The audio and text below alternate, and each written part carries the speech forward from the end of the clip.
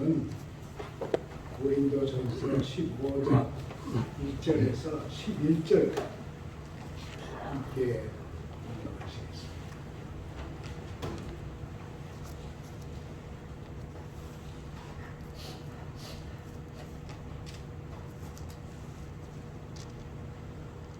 형제들아, 내가 너희에게 전한 복음을 너희에게 알게 하노니 이는 너희가 받은 것이요 또 그 가운데 선 것이라.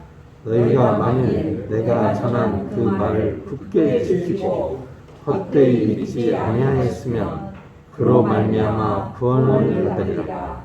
내가 받은 것을 먼저 너희에게 전하였노니 이는 성경대로 그리스도께서 우리 죄를 위하여 죽으시고 장사 지낸 바 되셨다가 성경대로 사흘 만에 다시 살아나사 게바에게 보이시고 후에 12제자와 그 후에 500여 형제에게 일시에 보이셨나니 그 중에 지금까지 대다수는 살아있고 어떤 사람은 잠들었으며 그 후에 야고보에게 보이셨으며 그 후에 모든 사도에게와 맨 나중에 만삭되지 못하여 난 자 같은 내게도 보이셨느니라.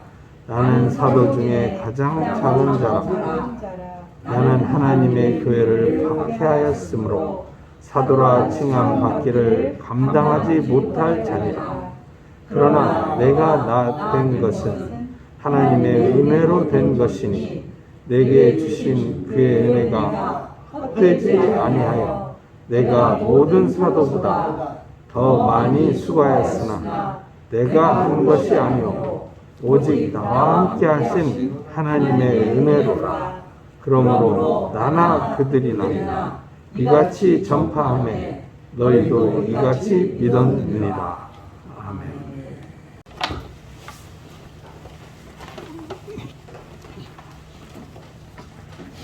이 고린도전서 15장은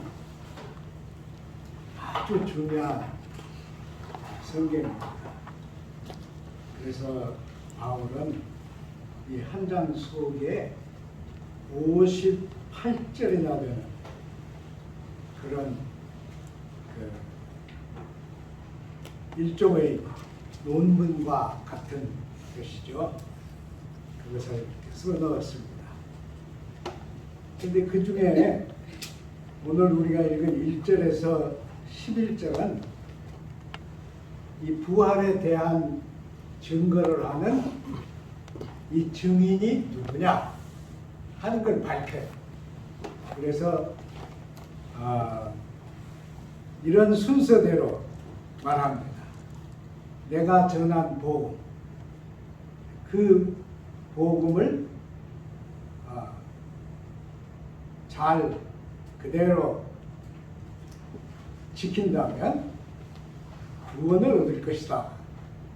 그 다음은 이 말씀의 중심인 그리스도의 사건이 그냥 일어났느냐? 아니다. 이것은 성경대로 된 것이다 하는 얘기를 이제 한 절까지 하고 있죠. 그리고는 이렇게 말하는 나는 누군가? 만삭되지 못해서 태어난 자 같은 이라고 표현했죠. 그러니까 만삭되지 못해서 태어났단 말은 무슨 말이에요? 모자라. 아주 모자라. 내가 이렇게 한다. 그러면 나는 누구냐? 나는 직접 부활하신 분을 만난 사람인데 나는 모든 사도 중에 제일 작은 끝자락 사도다. 이렇게 이제 얘기를 하는 것이죠. 먼저 내가 전한 복음에 대한 말인데 내가 전한 복음을 헛되이 믿지 아니하면 그랬어요. 헛되이 믿지 아니하면 사도가 전한 복음을 왜 헛되이 믿는다는 거예요. 그러나 헛되이 믿는 사람들은 그때도 많았고 지금은 더 많습니다. 바울이 전한 복음을 헛되이 믿은 사람 대표는 갈라디아 신자들입니다. 이 갈라디아는 그 지정학적으로 아주 좋은 지역입니다. 그래서 바울이 건너가서 선교를 했는데, 선교를 하고 떠난 후에 거기에 에비어나이트라고 나중에 신자들이 이름을 붙인 그런 유대인들이 왔어요. 그래가지고 너희도 유대인이지만은 나도 유대인이다. 유대인들은 조상 대대로 지킨 율법을 반드시 지켜야 한다. 이렇게 나갔어요. 율법을 지키면서 새로운 종파인 예수의 얘기도 받아들이자. 이렇게 했습니다. 그러니까 갈라디아 사람들이 들어보니까 그 말이 옳거든요. 옳은 것 같아. 그래서 율법으로 돌아갔습니다. 율법 회귀자들. 그래서 율법으로 돌아갔어요. 헛되이 지킨 사람들이 되었죠. 우리 성경에 갈라디아서라고 하는 서신은 있는데 성경에 갈라디아 교회는 없습니다. 기막히죠? 갈라디아 교회는 이렇게 좋지 않은 얘기로만 기록이 되어 있어요. 또 여기 헛되이 믿는다 그럴 때 그릭 말로는 에이케라고 하는 말을 썼어요. 에이케라고 하는 말을 썼는데 이 말 본래 뜻이 목적이 없이 혹은 분별이 없이 그런 뜻입니다. 그리고 그 에이케라고 하는 말 맨 끝자 하나를 돌려서 에이코라고 하면 비슷한, 그래서 그렇게 하고 닮은 그런 것이 됩니다.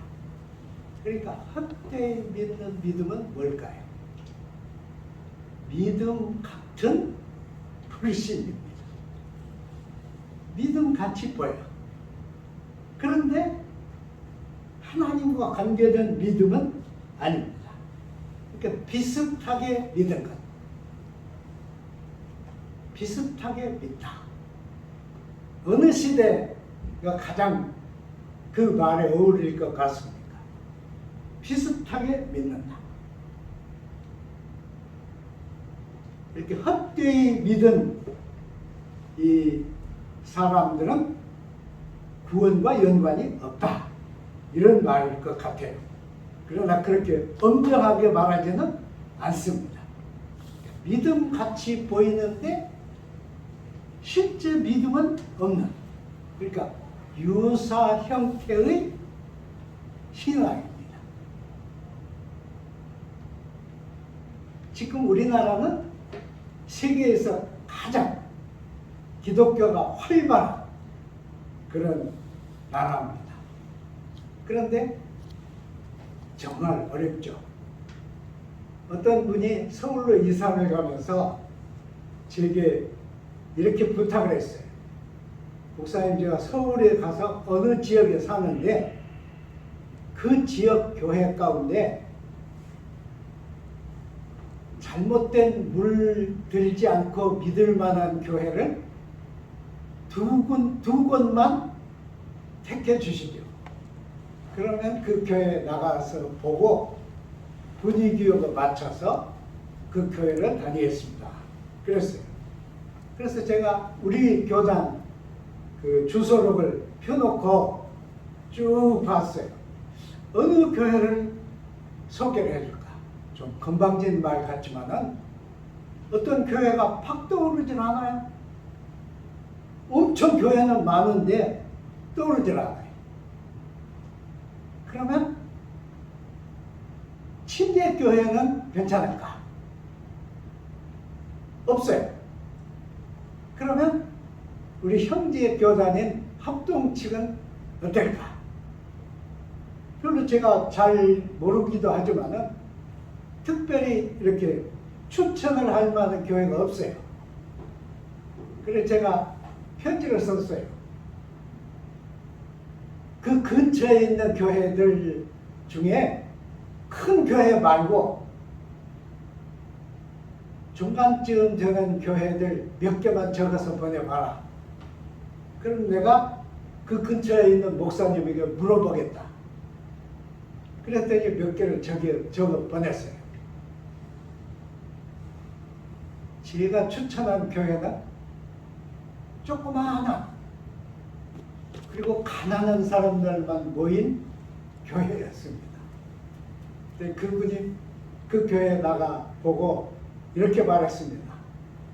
서울 시내 많은 사람이 예수를 믿는데 제일 힘들게 믿는 것은 목사님이 소개한 그 교회 같습니다. 그랬어요. 헛되이 믿는 신앙은 오늘 우리 한국 사회를 넘치게 하고 있습니다. 헛되이 믿는 정도 아니고 더 지나친 사람들도 많죠. 그래서 헛되이 믿지 아니하면 구원을 얻을 것이다. 그랬습니다. 그 다음은 15장 3절에서 8절 말씀인데요. 자기가 전한 복음은 누가 만들어낸 얘기도 아니고 우리가 받은 얘기도 아니다. 그랬습니다. 그러니까 자기는 부활하신 예수님을 직접 만났다. 그래서 내가 신자가 되었고 또 예수의 제자가 되었다. 그랬습니다. 그러면서 이렇게 오신 분이 누구냐? 성경대로 오셨다. 그랬습니다. 성경대로. 그때 바울이 말하는 성경은 구약입니다. 그때는 신약이 없었으니까. 그래서 구약인데 구약 그러면 모세오경, 역사서, 그리고 신문서, 그리고 예언서입니다. 근데 그 속에 예수님이 오실 얘기가 다 기록되어 있다는 말이에요. 그래서 성경대로 오셨다. 그랬습니다. 성경대로라고 하는 말씀 많지만은 그 첫째 구체적인 면은 이사야서 53장 1절에서 12절 내용입니다. 이건 구약을 아는 사람은 다 알고 있는 얘기였어요. 모두 메시아의 오심, 메시아의 고난, 그런 얘기. 두 번째는 다니엘서 29장입니다. 25절에서 27절의 말씀인데 새 왕의 나타나. 내용이 그거예요. 새 왕의 나타나. 그래서 백성들이 새 언약을 굳게 세우게 될 것이다. 둘째 번 얘기입니다. 셋째는 스가랴서 소선지서인 스가랴서 13장 7절입니다. 여기는 예수의 사건을 아주 구체적으로 썼어요. 칼이 일어나서 내 목자, 내 짝을 이루는 목자를 치리니 목자를 치면 양이 흩어질 것이다. 그런데 그들 중에 작은 자들 위에는 내가 내 손을 들이우리라. 하나님의 목자로 보냄을 받은 자가 치심을 겪는데 그러면 양들이 흩어진다. 그러니까 그걸 앞에 얘기하고 묶으면 헛되이 믿는 사람들은 흩어질 것이지만은 그 중에 작은 자들 위에는 내가 내 손을 들이우리라. 이 말씀은 이스라엘 백성은 다 알고 있는 말씀입니다. 전부 다 알고 있는. 그들은 다 하나님을 사실 우리보다 더 열심히 믿었죠. 아주 철저하게 믿는 사람들인데 이렇게 증언을 하고 있습니다. 자기를 이렇게 부른 자는 누구냐? 그분은 목자로 보냄을 받아서 치심을 당한 예수다. 그런데 그 예수를 내가 직접 만났다. 그때 바울이 이 글을 쓸 때는 예수님은 이미 승천하시고 지상에 안 계실 때예요. 그런데 바울은 내가 만났다. 그러는 거예요. 참 기막히죠. 여러분 잘 아시는 대로 이 얘기는 사도행전에 3번 그대로 되풀이해서 말했습니다. 사도행전 속에 3차례나 말을 했어요.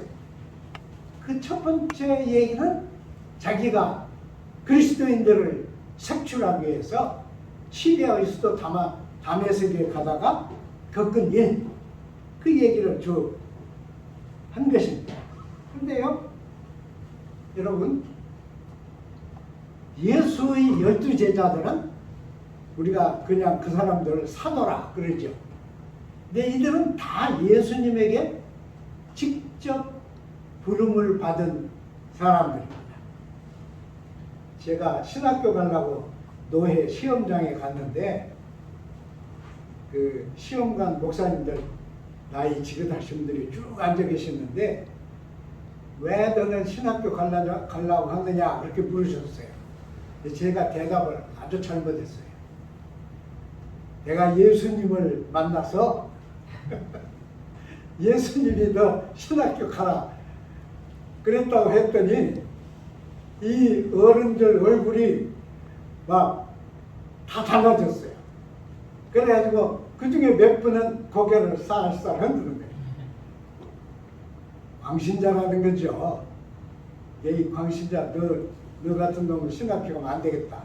그래서 쌀쌀 하시는데 거기 우리 교회 목사님도 앉아 계셨거든요. 그 양반이 이제 한마디를 더 하셨어. 그러면 자네가 예수님을 어떻게 만났는가? 그래서 제가 말씀을 드렸어요. 성경을 신약을 쭉 읽어보니까 예수님이 하신 말씀이 많았는데 좀 깨닫기가 힘들더라. 그래서 구약을 다 읽어봤더니 구약에 기록된 대로 예수님이 오신 게 맞고 저는 그 예수님이 저를 부르셨다고 믿습니다. 그래서 겨우 합격했죠. 그때는 이 노회에서 합격을 안 시키면 신학교 못 갔어요. 예수님의 제자들은 다 예수님에게 직접 부름을 받은 사람들입니다. 그런데 3년을 같이 사셨어요. 같이 먹고 같이 잤는데 잠자리는 올리브숲 땅바닥이었어요. 근데 우리 성경에 가룟 유다가 돈주머니를 맡은 자다 그러는데 저는 그거 틀렸다고 생각해요. 돈이 어디서 나서 돈주머니가 있어요. 여러분, 예수님이 굶어 죽지 않은 것은 성경에 나와 있는 어떤 여인들, 귀부인들, 부잣집 여주인들, 이분들이 도와서 이 제자들이 도와서 예수님이 아사하지 않은 겁니다. 어디서 돈이 나요? 그 험악한, 그 가난한 세상에서. 그러니까 제 생각에는 누가 대접하면 먹고 대접을 안 하면 올리브 열매나 깨밀면서 겨우겨우 연명한 것이 예수의 집단이었다. 그렇게 생각합니다. 근데 그렇게 3년을 같이 지냈어. 그랬는데도 예수님이 십자가에서 희생당하고 부활하셨을 때 예수의 부활을 알아본 12 제자는 없습니다. 다 못 알아봤어요. 그리고 여자 신자들이 가서 보고 그걸 고했을 때 복음서마다 믿지 아니하더라. 그랬어요. 믿지 아니하더라. 그리고 네 번째 복음서인 요한만 예수의 제자들이 부활하신 예수님을 직접 만난 얘기를 썼습니다.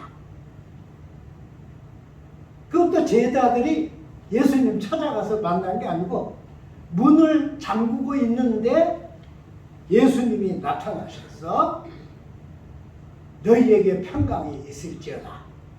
그러셨어요. 그리고 못 믿는 도마를 예수님이 만나셔서 내 옆구리에 손가락을 넣어봐라. 그리고 믿지 않는 자가 되지 말고 믿는 자가 되라. 그때 도마가 주님, 주님이라고 그랬잖아요. 그러니까 너는 본고로 믿느냐? 보지 아니하고 믿는 자가 더 복되다. 그랬어요. 그러니까 예수님 12 제자가 3년을 같이 살았지만 부활하신 주님을 알아보지 못했습니다. 알아보지 못했어요. 그런데 바울은 어쨌다는 거예요. 바울은 예수를 반대하다가 예수를 배웠잖아요.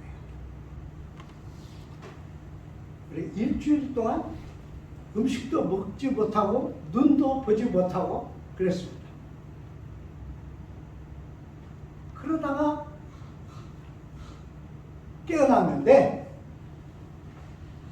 아니 신자들을 잡으러 온 그때는 사울이죠. 사울이 일어서서 공중에게 자기가 예수를 만났다. 예수를 믿어야 한다. 이분이 메시아다. 그렇게 말하니까 때려 잡으려고 그랬잖아요. 그래서 여러분 이 뭐라고 그래요? 그 사람이 만든 그릇에 줄을 달아가지고 도로로 난 창문에서 내려서 겨우 그걸 피할 수 있었습니다. 그러니까 바울이 만난 예수님, 그건 12 제자는 몰라요. 아직 오순절이 오기 전에는 12 제자는 몰랐어요. 바울은 물론 오순절 후에 예수님을 만났죠. 바울은 자기가 직접 주님의 부르심을 받았지만은 그걸 자랑하지는 않았습니다. 그걸 특수하게 여기지도 않았어요. 이쯤에 우리나라에 자기가 하나님에게 직접 받았다. 이런 하나님의 종들이 막 일어나요. 그런데 그런 종들에게는 추종자가 많아요. 교회 목사님들을 비판한 예전에 제가 말씀드렸죠. 그 목사님은 그분들의 그걸 다 이렇게 어떻게 다 조사를 해가지고 다 까발렸더라고요. 사람들이 내가 직접 받았다. 이것은 직접 받은 계시다. 그런데 그건 다른 말로 말하면 영감이죠. 인스피레이션. 인스피레이션은 모든 사람이 다 받습니다. 여러분은 사랑을 어디서 배워요? 사람은 손자나 손녀가 태어나가지고 말을 못하다가 처음으로 할아버지 흉내를 낼 때, 할아버지라는 말의 흉내를 낼 때 우리 속에 일어난 게 사랑입니다. 여러분 안 그래요? 사랑. 그건 어디서도 다르게 얻을 수 없는, 말로 어떻게 표현할 수 없는 그게 사랑의 인스피레이션. 그리고 이 인스피레이션은 인류 역사에 항상 있었습니다. 그래서 시인은 시적 인스피레이션, 또 저술가는 저술적 인스피레이션, 음악가는 음악의 인스피레이션, 그림을 그리는 사람은 그림의 인스피레이션. 그래서 그것들이 인류 역사 내부를 충실하게, 충만하게 만든 것들이죠. 그리고 또 성경을 읽는 사람은 모든 시대에 인스피레이션을 받았습니다. 그 예 중에 하나가 미국에 그 농장을 가지고 있는 어떤 농부가 있었는데 한국 전쟁이 일어났어요. 그래서 미군들이 막 한국으로 가게 되니까 아침마다 일어나서 성경을 읽었는데 이사야서를 쭉 읽다가 49장 6절에 너를 이방의 빛을 삼아 나의 구원을 베풀며 땅끝까지 이르게 하리라 한 이 말씀을 읽고 큰 인스피레이션을 받았습니다. 농부인데 그래서 그는 팔 수 있는 걸 팔아가지고 서울로 왔어요. 서울에 와서 전쟁 고아들을 건드렸습니다. 저는 거기 몇 번 갔는데 제 좁은 생각에는 사람 구실을 전혀 할 수 없는 그런 아이들까지도 거기서 다 데려다가 길렀습니다. 이게 진짜 인스피레이션이지 자기가 받은 인스피레이션을 하나님이 주신 것으로, 그래서 내가 계시를 직접 받았다 하는 건 하나님의 종의 자세는 아닙니다. 그건 오만한 것이죠. 그래 바울은 이런 오만이 없어요. 나는 주님의 도구이고 나는 주님이 나에게 일을 시켜서 할 뿐이지, 그리고 내가 이렇게 된 것은 다 주님의 일꾼이 된 것은 다 주님의 은혜의 열매다, 은혜의 결정이다, 이렇게 말했습니다. 그게 하나님의 종들의 자세지요. 사실 그래서 자기는 실은 사도라고 칭할 만한 그런 존재가 아니다, 그렇게 했어요.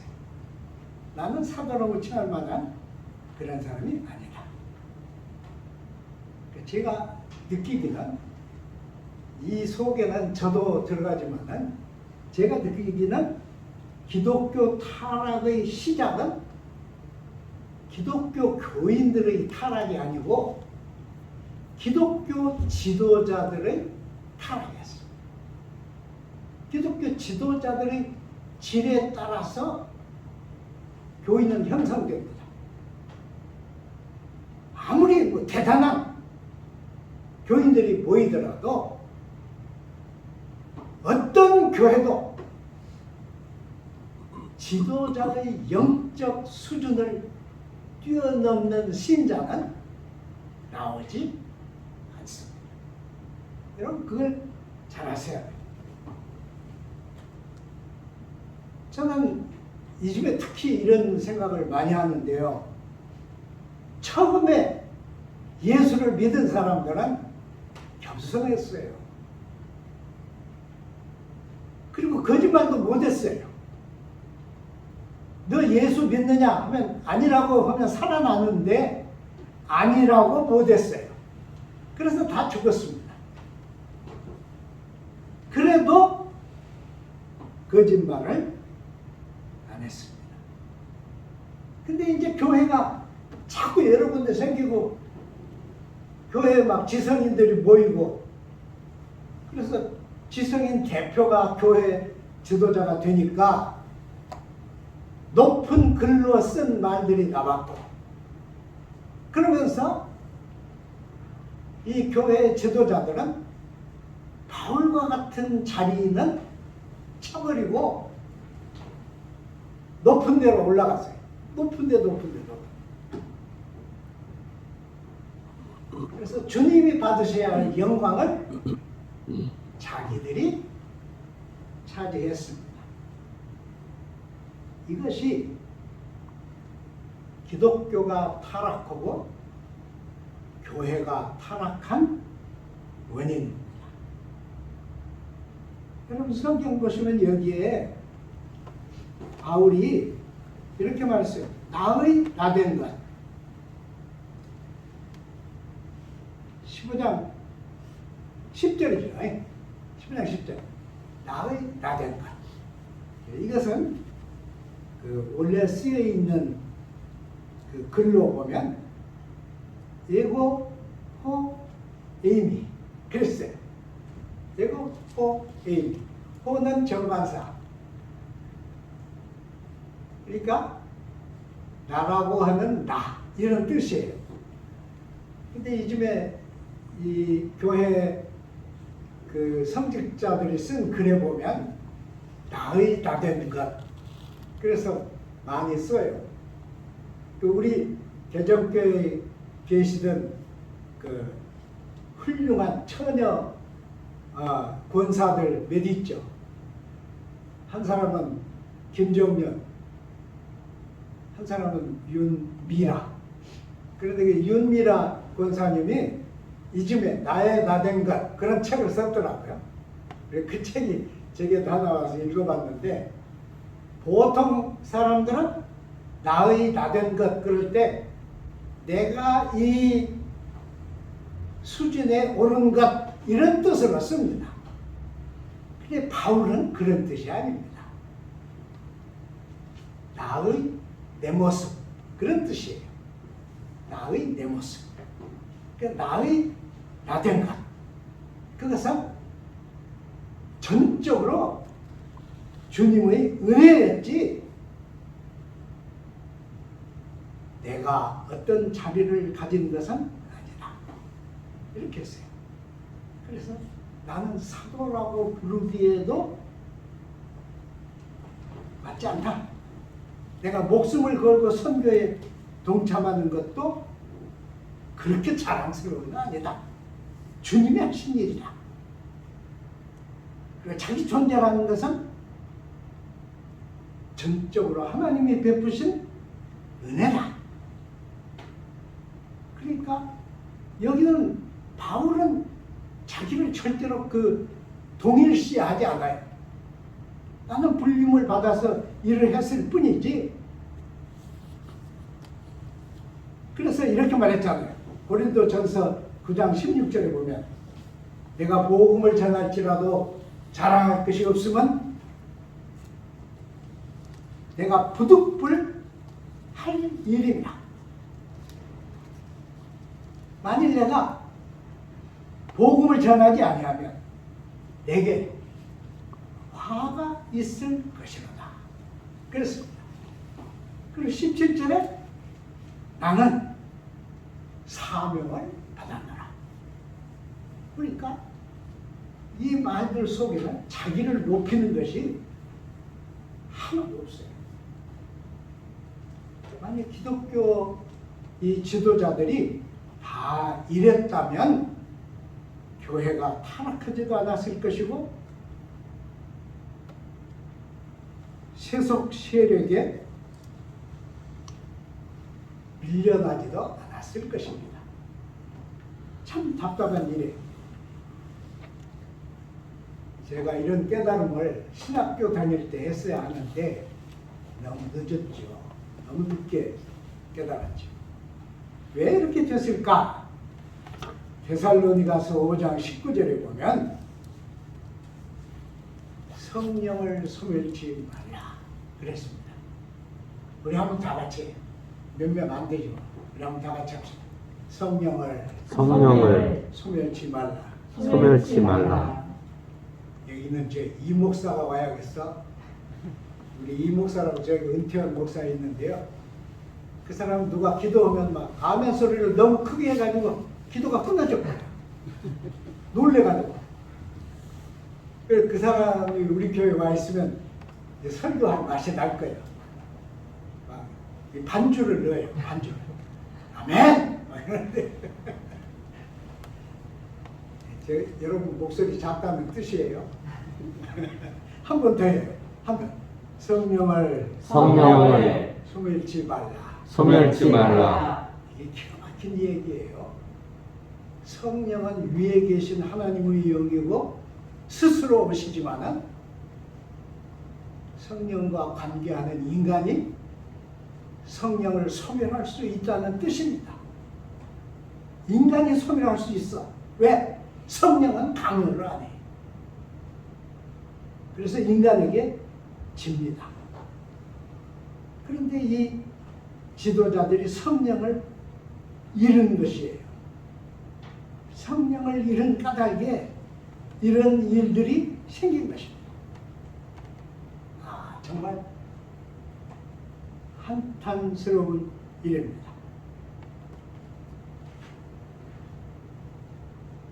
여러분, 우리는 다 주님의 종이에요. 저만 종이 아니고 여러분 다 종입니다. 주님의 종들인데 주님의 종들은 이걸 배워야 돼요. 겸허를 배워야 합니다. 겸허가 없는 자리에는 뭐가 나옵니까? 오만이 나옵니다. 꼭 그래요. 제가 요즘에 우리 늙은 목사님들 모임에 안 나가는데요. 아직도 그분들은 자랑할 것이 많더라. 그래서 만나면 막 자랑을 하는데 그래도 자랑도 침만 안 튀기게 하면 그냥 들어주겠는데 너무 막 흥에 겨워가지고 이렇게 자랑을 하니까 좀 그래요. 사실은 그리스도의 종들은 첫째 자세가 겸허입니다.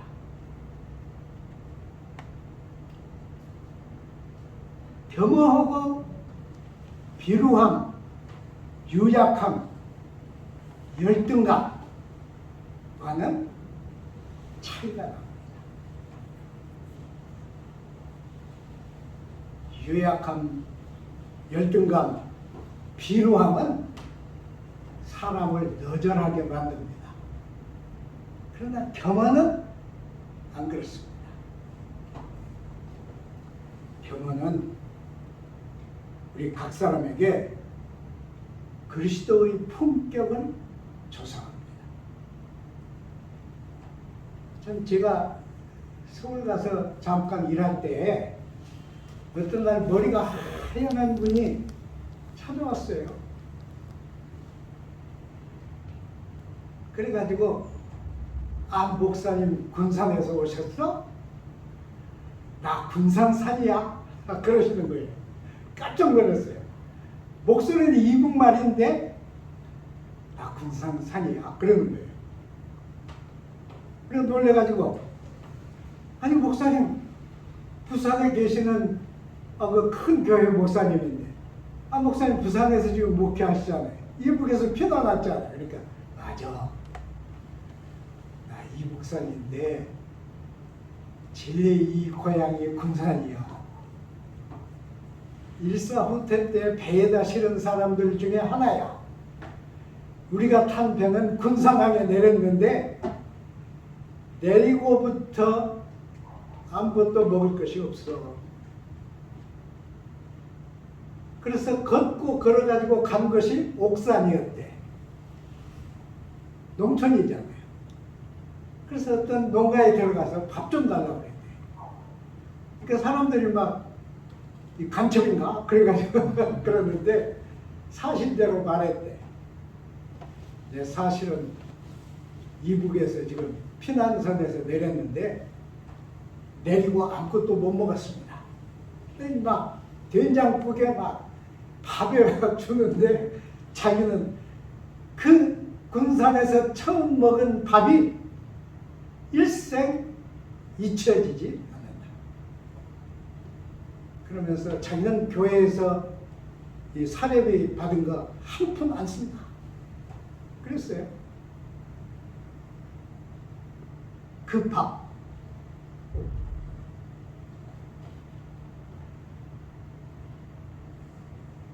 저희가 군산에 내려서 처음 먹은, 며칠 만에 처음 먹은 그 밥. 그러면서 제게 그랬어요. 네, 조금만 시간 나면 꼭 군산에 가겠습니다. 군산에 가면 그 농촌, 그 집이 지금도 그대로 있을 겁니다. 네, 가서 그 말을 꼭 해야겠습니다. 그랬거든요. 근데 이 양반이 몸에 병이 있었어. 그러니까 다른 교회에 가서 설교를 하다가 그냥 주저앉아 버렸어요. 그게 그 양반이 간 자리입니다. 하나님의 종들은 누구나 다 겸허해야 합니다. 그리고 그 겸허 속에는 다른 사람을 품어야 합니다.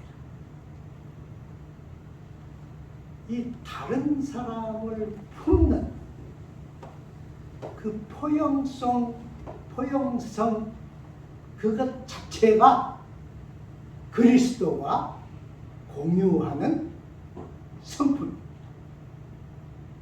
우리는 그리스도의 성품을 공유하는 하나님의 종들입니다. 기도하겠습니다. 하나님 아버지 감사드립니다. 우리는 날이 갈수록 더 부족한 것이 드러나지만 하나님 우리에게 일을 맡기시고 우리를 부르시고 우리와 동행하시고 날마다 하나님의 영이 우리를 채우시고 우리를 인도하심을 감사드립니다. 우리 교회가 지금은 이렇게 적지만은 하나님은 적고 많은 것에 문제가 안 된다고 저희는 믿습니다. 시일이 지나면서 많은 사람들이 이 재단을 통해서 구원을 얻고 구원 은총 속에 겸허한 삶을 살게 축복하여 주옵소서. 예수님 이름으로